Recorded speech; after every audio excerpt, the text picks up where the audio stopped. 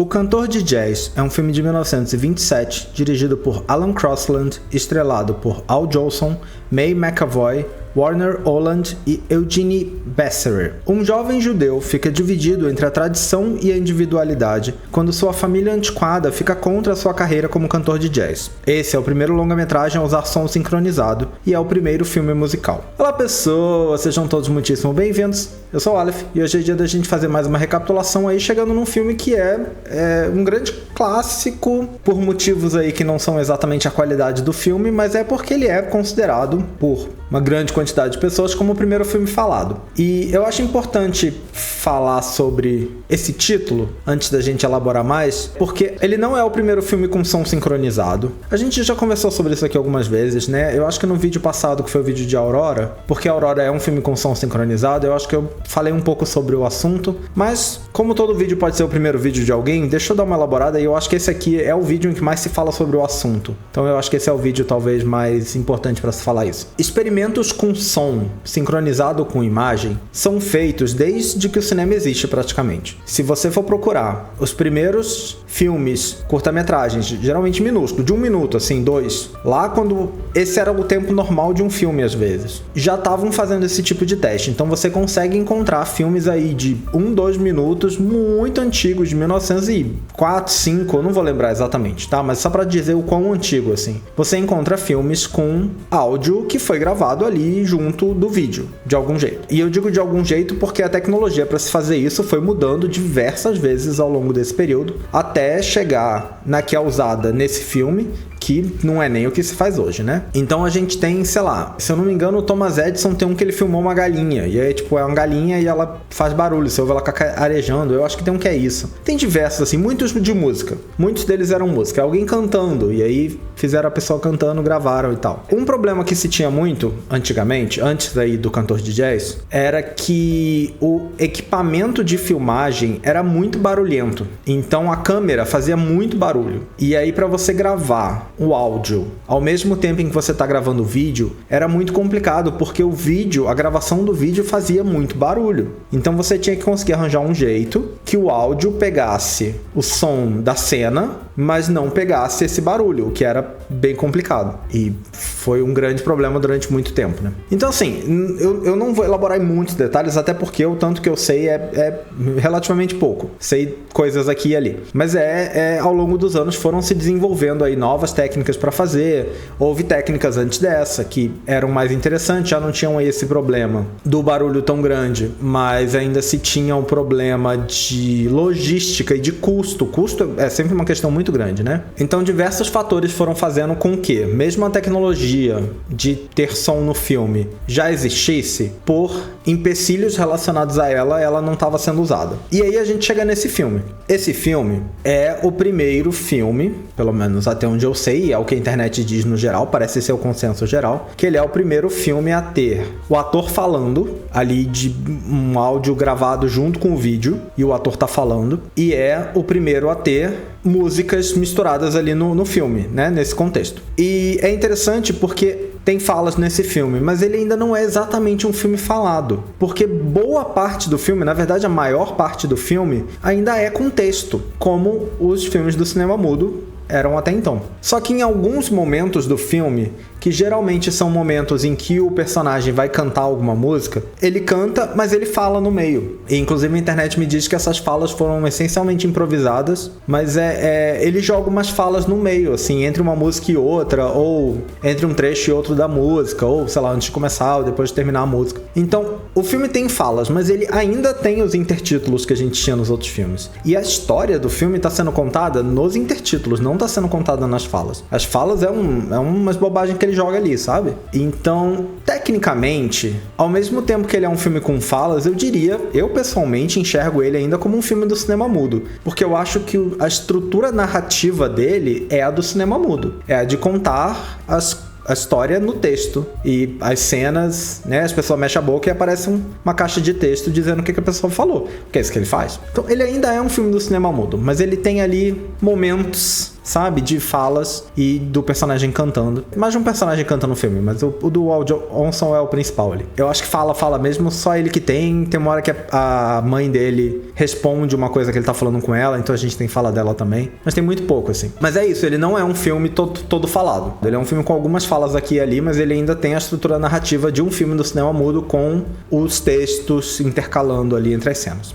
Vamos lá, sobre a sinopse meio que diz, assim, o que é o filme. Começa com ele muito jovem, criancinha, assim, tipo pré-adolescente no máximo, e já meio gostando de cantar, já gostando de jazz, meio que se apresentando num bar como criança, assim, sem o pai saber, mas aí um outro cara da sinagoga dele lá vê, um amigo do pai, né? Vê o garoto lá, leva o garoto pra casa, o pai fica sabendo o que aconteceu, e o pai fala, você não vai fazer esse negócio, meu filho não vai ser cantor de jazz, e aí ele, pré-adolescente ali, vira pro pai e fala, se você não deixa eu viver minha vida, então eu vou embora. E aí ele vai embora. Pré-adolescente sai de casa e some. Corta pra o que o filme chama de alguns anos depois, e aí a gente tem um problema. Por quê? Dá a entender pra mim que passou ali menos de 10 anos, sabe? Eu acho que é isso que o filme quer que eu acredite, que passou menos de 10 anos. Mas assim, era um menino de 12 anos, 13, e aí troca pro Al Jolson, que era um ator de 40. Não é a primeira vez que a gente vê isso aqui, principalmente considerando aí que esse aqui a gente tá recapitulando. E lá nos filmes mais recentes teve o Grandes Esperanças, que eu zoei muito isso, porque é ridículo. O cara lá que o filme fica o tempo todo falando que ele tem 19 anos e o ator tinha quase 40. Aqui o Al Jolson tinha realmente 40. Realmente o filme não diz quanto tempo passou, mas assim,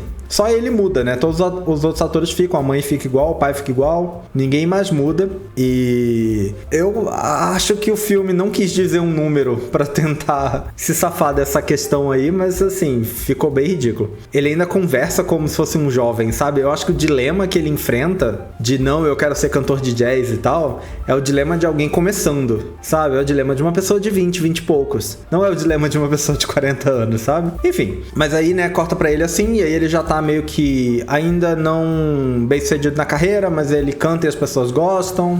E aí uma atriz que é um pouquinho conhecidinha assim já, porque ele chega até ela e ele já sabe quem ela é. Então eu acho que ela é pra ela ser um pouquinho conhecida. Ela ouve ele cantando e gosta muito, eles acabam começando um romancezinho ali, bem sutilzinho assim, mas ela acaba convencendo os chefes dela a contratarem ele, e aí ele vai participar do grande número que eles faziam ali. Eu acredito que é uma época em que as peças, esse tipo de peça, era uma coisa mais sequências de números, e aí era um número de dança, seguido do número de canto, seguido do número de alguma outra coisa. É o vaudeville que a gente chama, né?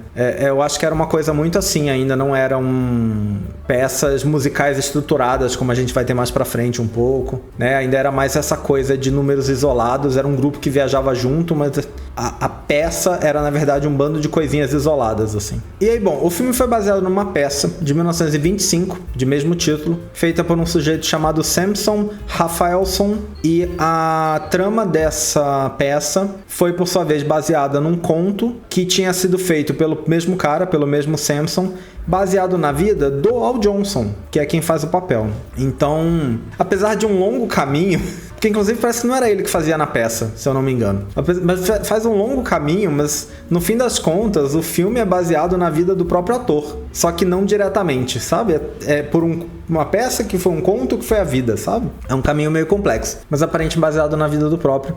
O filme estreou aí em 6 de outubro de 1927, num cinema aí que era de propriedade da Warner, era o principal cinema da Warner. Curiosamente, nenhum dos 4 irmãos Warner conseguiu ir, porque um deles, que era o Sam Warner, que foi aparentemente o principal responsável por investir em querer fazer esse filme com som, ou pelo menos querer fazer um filme com som, morreu um dia antes da estreia. Ele morreu de pneumonia, e aí os outros 3 irmãos voltaram pra Califórnia, né, onde eles moravam, pro funeral. Aparentemente a irmã, que agora eu não vou lembrar o nome dela, mas a irmã foi meio que representando, porque acho que alguém tinha que ir, mandaram ela.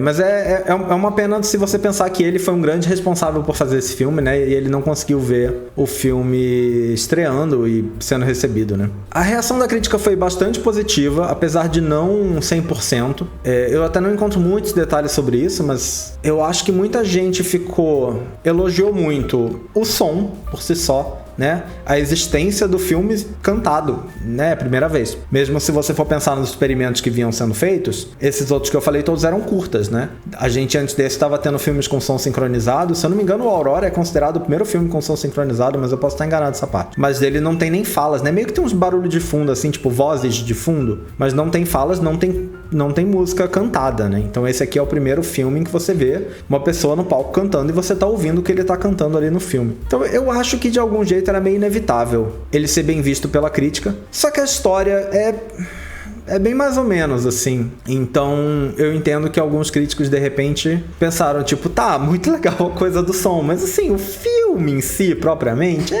meio mais ou menos, né? O roteirista do filme, Alfred Kohn, foi indicado a melhor roteiro adaptado no primeiro Oscar de todos, né? A gente tem aí nos últimos vídeos comentado que a gente tá no período de filmes que concorreu ao primeiro Oscar. Ele não ganhou o prêmio de roteiro, mas o Darryl Zanuck, que é um nome imenso em Hollywood, eu acho que aqui na época talvez ele nem fosse tão grande assim, mas aí ao longo dos 20, 30 anos seguintes a gente ouve falar nele o tempo inteiro. Ele venceu um Oscar honorário por produzir esse filme, porque ele que foi o produtor do filme aí, e foi justamente um Oscar um prêmio especial pela coisa do som, né, pela coisa do filme com falas e tal. Mas vamos dar uma olhada no que o livro fala, depois eu elaboro mais um pouquinho. O livro, por exemplo, diz que esse filme é considerado por unanimidade o primeiro longa-metragem sonoro, mas como eu falei antes, eu aposto que isso não é tão unânime assim, porque o filme ainda não tem falas. Os diálogos do filme, em sua grande maioria, ainda são apresentados em texto. Eu não sei qual é o primeiro filme a não ter texto, ter apenas falas faladas mesmo, tipo 100% com som, porque eu acho que é discutível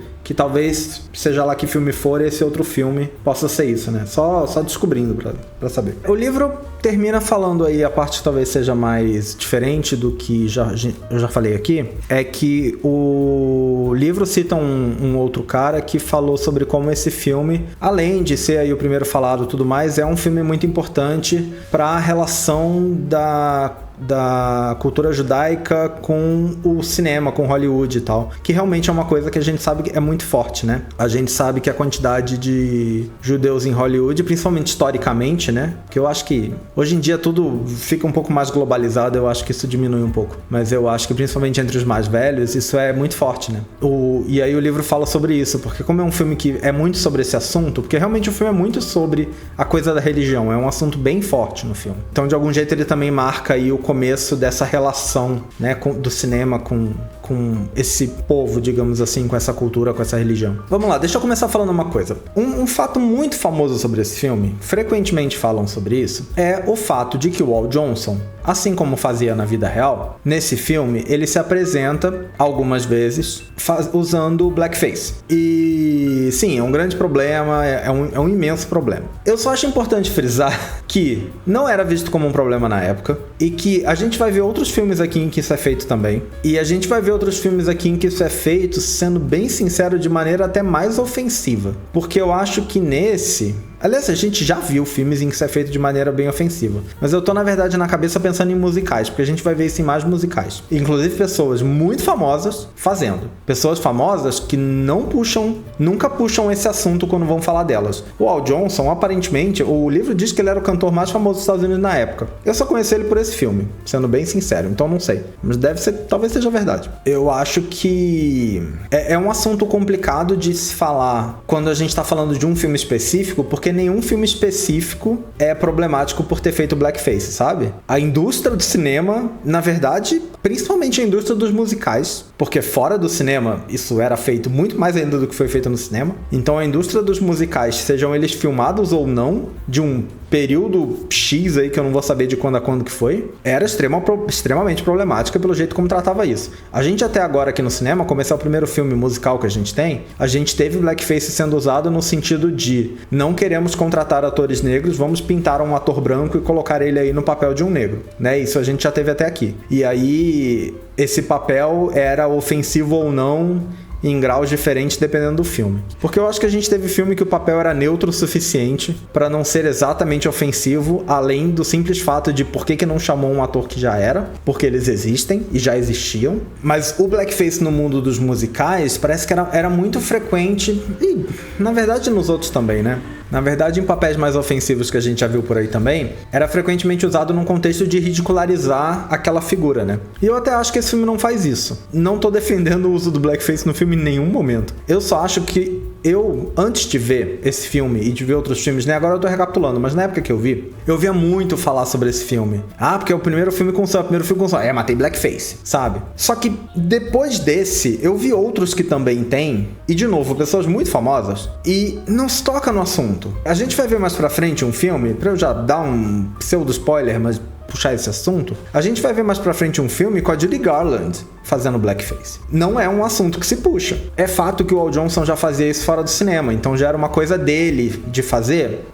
Pode ser que ele como pessoa fosse pior em relação a isso do que outros. Mas eu sinto que esse filme, comparado com outros filmes, eu não sei se ele é tão pior assim pra esse ser o ponto o tempo todo, sabe? A gente tem muito filme aí fazendo esse problema, a gente tem muitos outros problemas, convenhamos, né? Problemas do mesmo assunto, né? De caráter racial, a gente tem inúmeros problemas aí. Seja do total apagamento de pessoas de outras cores, seja simplesmente da representação extremamente ofensiva e tudo mais. Tudo isso pra dizer que é um problema desse filme? Mas não é um problema desse filme, é um problema de uma época inteira, sabe? Esse o meu ponto, né? É só essa parte que eu quero frisar. Enfim, eu acho que é um filme interessante de se ver pela curiosidade. É o primeiro filme falado, tá? É o primeiro filme cantado. Como eu falei recentemente, ninguém vai tirar esse título dele, né? De ser o primeiro filme cantado, por exemplo. É o primeiro longa-metragem, pelo menos. Então, é interessante se você tem essa curiosidade. É um filme bom? Não, não é. É um filme idiota. É uma história extremamente básica, contada do jeito mais básico possível. Eu sinto que é tipo, a gente quer fazer um filme e a gente quer experimentar. Nunca fizemos um filme assim, longa-metragem com som, com falas, com vocais e tudo mais. Vamos experimentar. A gente não pode experimentar numa história mirabolante. A gente tem que pegar. Já vai ter isso de especial no filme, né? Já vai ter o som como especial do filme. Então o resto do filme tem que ser neutro para as pessoas focarem no som. Eu acho que é meio esse o raciocínio, sabe? Eu sinto que é meio esse o raciocínio. Então assim, é um filme besta? É um filme besta. É um filme idiota, sabe? Eu não diria que ele é propriamente ruim, porque eu acho que ele é tão simples e neutro que eu não sei se ele chega no ponto de ser ruim, sabe? Eu não... Sei lá. Mas é muito bobo. É uma história muito bobinha, muito previsível, atuações bem mais ou menos. Eu não gosto do Al Johnson, não acho que ele tá bem. Nem entrando no mérito dele ter 40 anos e fazendo papel de jovem, né? Mas eu já acho que ele não parece tão interessante assim. Eu não vejo a graça. Eu sei que hoje é mais difícil, né? Frequentemente eu vejo números musicais em filmes assim muito antigos, tipo de antes dos anos 30, que eu acho que dos anos 30 pra frente eu entendo mais. Ou, sei lá, mais perto dos anos 40, talvez, chegando do 35 pra frente, assim, mais ou menos. Não vou saber dizer exatamente quando. Mas em algum ponto pra frente, eu entendo os números musicais que eu vejo. Os primeiros, assim, dos primeiros filmes falados que a gente vai ter por aqui, quando tem número musical, eu frequentemente não consigo ver muita graça. Eu não entendo, assim, eu sei que, né, outra época, muito diferente da minha, então as coisas mudam, mas é pra gente ver hoje, né, como eu sempre falo, eu tô analisando os vídeos pra ver hoje, né, os filmes pelo olhar de hoje, porque é absolutamente impossível eu ter o olhar da época. Mas são coisas que pra gente assistir hoje são meio estranhas, sabe? Não funcionam muito bem assim, não. Eu gosto muito de jazz, bastante, assim, mas eu acho que, pelo menos os que eu vi numa versão cinema, assim, esses dos anos 20, assim, eu achei bem, sei lá, bem mais ou menos, de mais ou menos pra baixo, assim. Mas enfim, eu acho que é isso. Eu acho que é um filme assim, era inevitável estar na lista. Não tem como não colocar esse filme na lista. Só pela coisa do som, não tem como. Ele tem um marco ali que não tem como tirar dele, sabe? Então eu acho que por esse ponto, eu entendo total que é um filme pra estar na lista. Mas o filme, como filme, pela história, pelos atores, pelas imagens, pelo roteiro, não é bom. Nada disso é bom, sabe? Nada disso é bom. Ele só é bom pela tecnologia nova. O interessante dele é a inovação e é isso. Mas bom, é isso. Se já assistiu esse filme, deixa nos comentários o que você achou. Fala o que você quiser falar. Os comentários estão aí sempre abertos. Eu espero que vocês tenham gostado desse vídeo. Em breve nós estamos de volta com mais um. Até a próxima. Valeu! Até mais!